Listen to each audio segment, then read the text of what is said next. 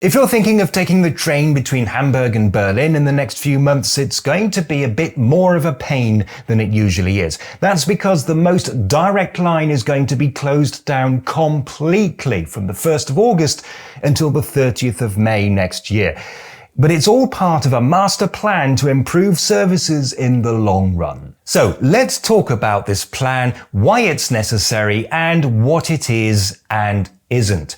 Because this is going to be an ongoing issue for, according to current plans, the next 10 years. The issue is that Germany's rail network is at the moment not as reliable as it should be. According to the latest figures, about 30 to 40% of passengers arrive at their final destination 15 or more minutes late, which by German standards is pretty poor. What's basically happened is that demand has increased, but capacity hasn't, which means that there are now more passengers using the trains than the network was actually designed for. And also, for various reasons, the existing network hasn't been properly maintained and updated, so technical faults are becoming more and more common. Things started to get really bad in 2022. In January of that year, about 80% of trains were running no more than 5 minutes and 59 seconds late.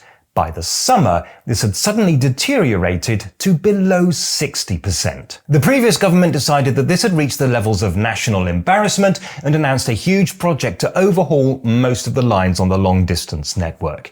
Originally, the plan was to have all the work done by 2030, but even at the time, the plan was criticized as being way too ambitious and probably completely impossible. It's now expected to take until 2035. What's important is that this is being called a general overhaul, because the idea is to fix the existing network, not to build a new one.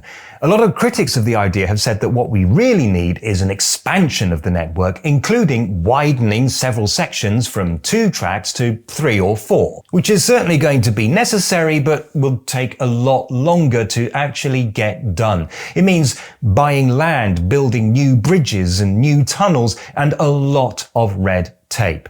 That would take decades. The idea behind this project is to first stabilize the situation and get the trains running at least a bit more reliably again. For the most part, this means replacing the tracks and catenaries, installing a new signaling system, and modernizing or rebuilding the small stations along the route. Nothing too complicated, and nothing that local residents can try to block through the courts. And yes, a lot of essential projects have in the past been pointlessly delayed for years by rampant NIMBYism. The biggest innovation here, though, is that each line is being closed down completely and the work being done simultaneously in one big project.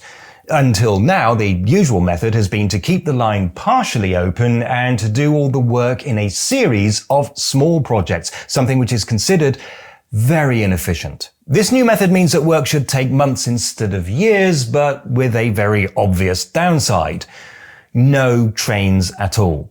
Take a look at this schematic map of the long-distance rail network in northeast Germany, with Berlin here and Hamburg here. The line about to be closed is this one. For most long-distance trains, this is more of an inconvenience than anything else. They can simply be rerouted through Stendal.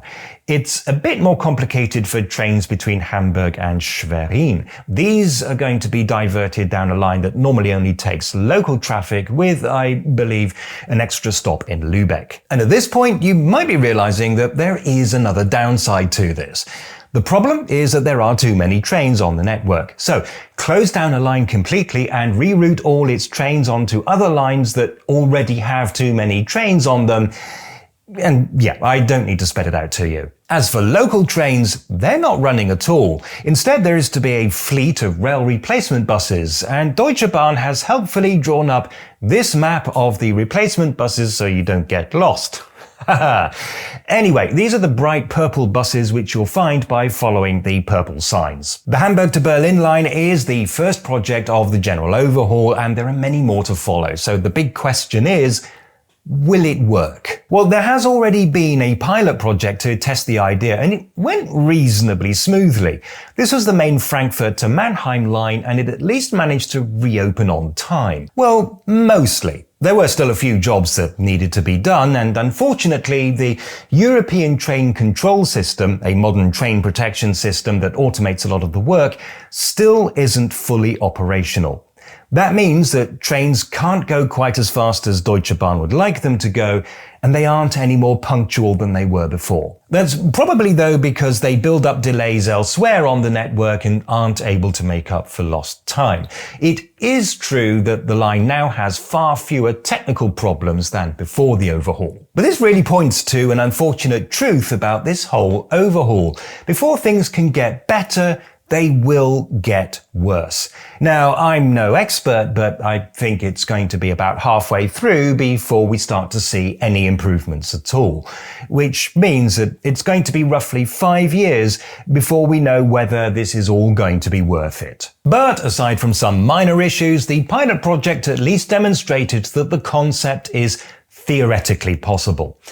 Let's hope that we can persuade this government and the next government that a lot more work still needs to be done. It is theoretically possible. Let's hope that we can persuade this government and the next... Oh God.